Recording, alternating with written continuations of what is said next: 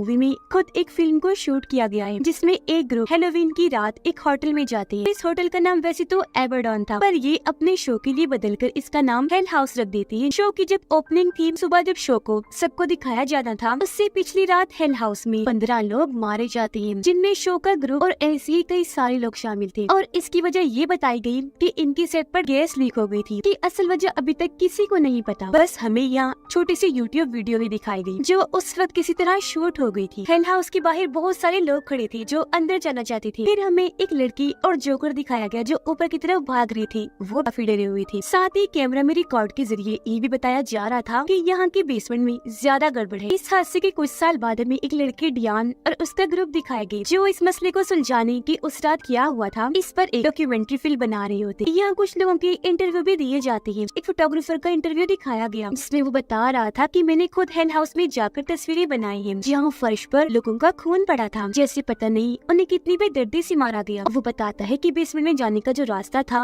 मैंने उसकी तस्वीरें भी बनाई। कहा जाता है कि ज्यादा बुरी चीजें वहाँ हुई। वो जगह इतनी डरावनी लग रही थी कि मैं हिम्मत ही नहीं हुई कि मैं नीचे जाऊँ चेक करने, और आज तक इस तरह की अजीब जगह मैंने नहीं दी। अब अचानक ही हेल हाउस ग्रुप की एक मेंबर जिसका नाम सारा होता है, वो डियान के पास आती है इंटरव्यू देने। उसका कहना था कि उस रात मैं किसी तरह बचकर भाग गई थी और तब से आज तक छुप कर रह रही हूँ। अब मजीद जब डियान उससे सवाल करती है तो सारा उसे हेल हाउस की पूरी वीडियो देती है, यानी कि शुरू से आखिर तक आखिर हुआ क्या था। वीडियो जब चली तो हम हेल हाउस की इस शो के पूरे ग्रुप को देखते हैं जिन सब का आपस का ताल्लुक काफी अच्छा था। अब यहाँ ये लोग वजह बताते हैं कि होटल का नाम हमने एबरडॉन से बदलकर हेल हाउस इसलिए रखा ताकि ज्यादा से ज्यादा लोग इस तरफ खींचे चले आए। इस ग्रुप का जो हेड था उसका नाम एलेक्स था, जिससे बिना कोई सवाल किए हर कोई उसकी बात मानता था। और जो सारा है वो एलेक्स की दोस्त होती है जो हर जगह उसका साथ देती है। इसके अलावा एलेक्स का सबसे करीबी दोस्त भी था जो इस बिजनेस में उसका पार्टनर भी था। एक मैकेनिक भी आया हुआ था जिसे कैमरा वगैरह इंस्टॉल करने सेटअप करने के लिए लाया गया था। और जैसे होटल के अंदर आए इन्हें अंदाजा हो गया कि ये जगह काफी पुरानी है, पिछले काफी वक्त से ये होटल बंद पड़ा है और होटल को हॉन्टेड इन्हीं भूतिया होटल बनाकर यहाँ लोगों को एंजॉय करवाने के लिए आते हैं। यानी कि उन्होंने होटल का सेटअप भी ऐसा करना था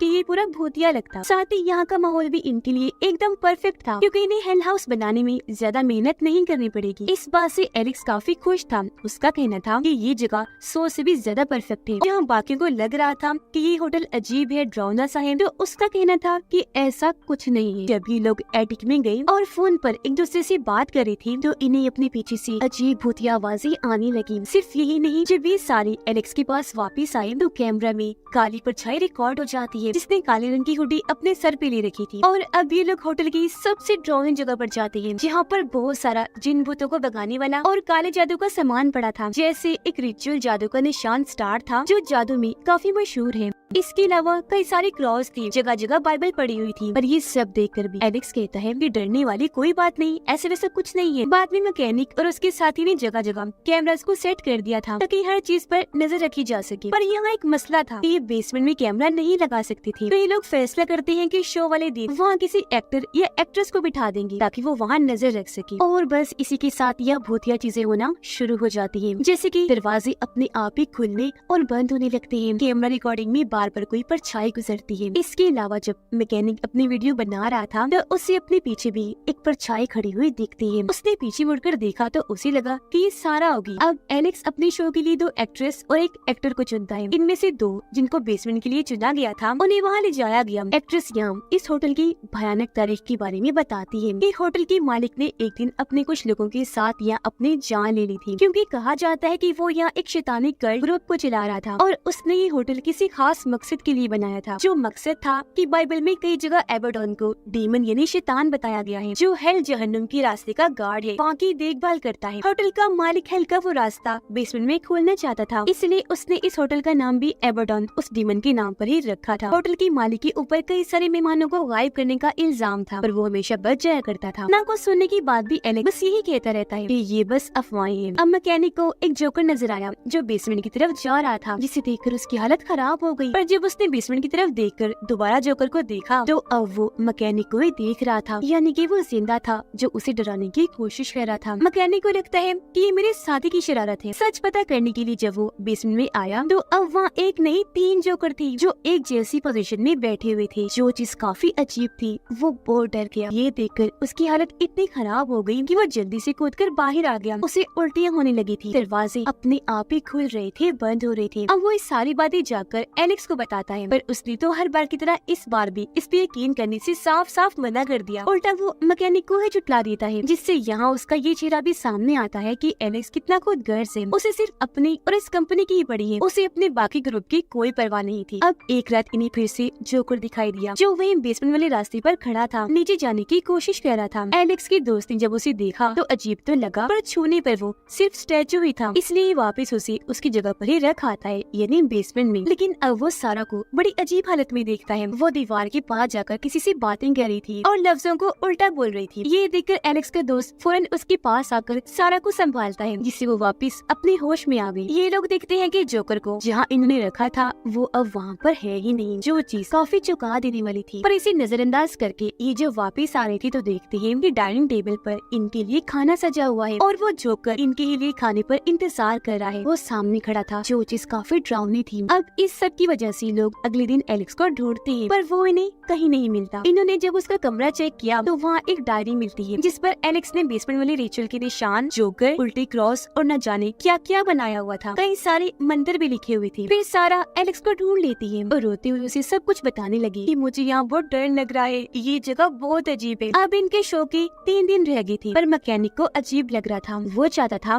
कि इस शो को लोगों के सामने ना हिलाया जाए, वरना बहुत गलत होगा, जिस वजह से उसे काफी परेशानी हो रही थी। अब रात को जब वो सो रहा था तो उसे डरावनी आवाज सुनाई थी, जिस वजह से उसकी आंख खुल गई। वहाँ एक डरावनी भूत लड़की थी जो उसे देख रही थी, जिसकी आंखें सफेद थी, चेहरे पर कर्ज के भयानक निशान थे, जो अब धीरे धीरे करके मैकेनिक के पास आने लगी। वो बहुत डर गया, अपने ऊपर चादर ओढ़ लेता है, इस उम्मीद के साथ कि वो यहाँ से चली जाएगी और ये चादर मुझे बचा ले। पर अब जैसे उसने थोड़ी सी चादर हटाकर देखी, वो डरावनी लड़की मैकेनिक के काफी करीब आ चुकी थी और अब अचानक उस पर हमला कर देती है, जिससे कैमरा की वीडियो यही खराब हो जाती है। अब काफी देर से क्योंकि मैकेनिक का अता पता नहीं था, इसीलिए उसका साथी कमरे में जाकर चेक करता है, पर वहाँ कोई भी नहीं था। ये बात आकर उसने एलेक्स को बताई और अब जब ये मैकेनिक को कॉल करने की कोशिश करते हैं तो आगे से इन्हें जोरदार डरावनी आवाज सुनाई देती है, जिस वजह से इन्हें परेशानी होने लगी कि पता नहीं मैकेनिक कहाँ चला गया। उसे ढूंढने के लिए अब ये सीधा बेसमेंट में चले जाती है। मैकेनिक का साथी फ्रीजर रूम में जाता है, इस उम्मीद के साथ कि मैकेनिक वहाँ गया होगा, और उसने जैसे दरवाजा खोला, अंदर मैकेनिक तो नहीं बल्कि 3 जोकर थे, जिनके चेहरों का रुख इन्हीं की तरफ था। वो इन्हें घूर रहे थे। खैर अब इन्हें यहाँ मैकेनिक भी मिल ही जाता है, पर काफी अजीब हालत में, क्योंकि वो गर्दन झुकाए चुपचाप बैठा था, जैसे किसी के कंट्रोल में हो। अब ये देखकर एलेक्स ने भी कह ही दिया कि हमें डराने के लिए ये सब मैकेनिक कर रहा है, लेकिन बस एक चीज मैं मानता हूँ, जो है जोकरों की सर, टेक्निकली तौर पर ये वाकई नहीं मुड़ सकती। ये सुनकर मैकेनिक का साथी एलेक्स पर भड़क गया,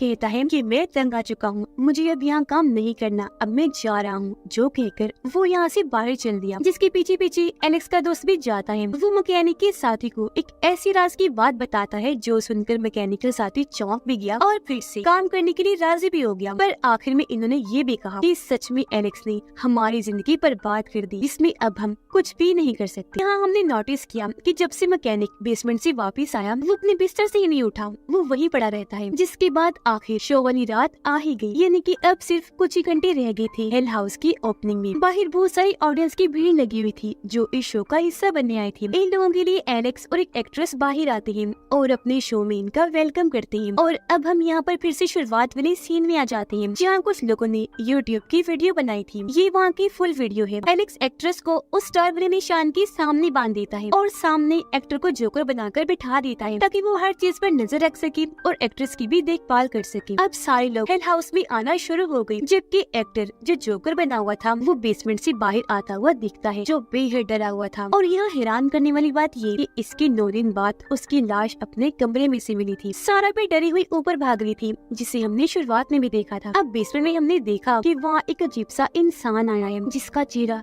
स्कल खोपड़ी जैसा था, और इसी से डरकर जोकर एक्टर ऊपर भाग गया। अब अचानक वो जगह जहाँ एक्ट्रेस को जमीन पर बांधा हुआ था, उसके नीचे काफी बड़ा गड्ढा बन गया, जिसके अंदर एक्ट्रेस जी हुए चली जाती है। यानी कि ये बात सच थी कि होटल के मालिक ने यहाँ हेल का पोर्टल रास्ता बनाया हुआ था जो यही वाला था। अब हालात खराब होते ही एलेक्स का दोस्त यहाँ आए लोगों की मदद करने लगा यहाँ से बाहर निकलने में। पर अब जब उसकी खुद की बारी आई तो सारे दरवाजे उसके लिए बंद हो गई थी। यहाँ उसे मैकेनिक का साथी भी मिला जिसे वो बेसमेंट में जाने का कहता है ताकि वो एक्ट्रेस की मदद कर सके। पर अब जब ये वहाँ गया तो मैकेनिक का साथी भी हल्के रास्ते में भेज दिया जाता है। और अब हम यहाँ बहुत ही डरा देने वाला सीन देखते हैं। अचानक सभी भूत आत्माएं अपने यहाँ पे जिंदा हो जाती है ताकि वो अपने साथ और आत्माओं को ले जा सके। हर जगह आत्माएं फिरती हुई साफ दिखाई दे रही थी। अब जब सारा और एलेक्स का दोस्त ऊपर एटिक में गए तो ये वहाँ अजीब हालत में एलेक्स को देखते हैं जो खुद को फांसी पर लटका रहा था। उसका दोस्त उस सारा एलेक्स को ऐसा करने से मना भी कर रही थी। पर तभी यहाँ और भी कई सारी काली हुड वाली आत्माएं आ गई जिनके साथ उनका लीडर भी था। वो इन लोगों को ऐसा करने से मना करके उनका कैमरा ही तोड़ देता है और तब तक एलेक्स ने खुद को फांसी से लटका ही लिया था। अब आगे क्या हुआ एंडिंग पूरी दिखाए बगैर ही वीडियो बंद हो गई और प्रेजेंट टाइम मौजूदा वक्त में हम सारा को देखते हैं जहाँ पर सारा का कहना था कि बस यही हुआ था। जिसके बाद में मेन दरवाजे से निकलकर होटल से सही सलामत बाहर आ गई और बस सभी से आज तक में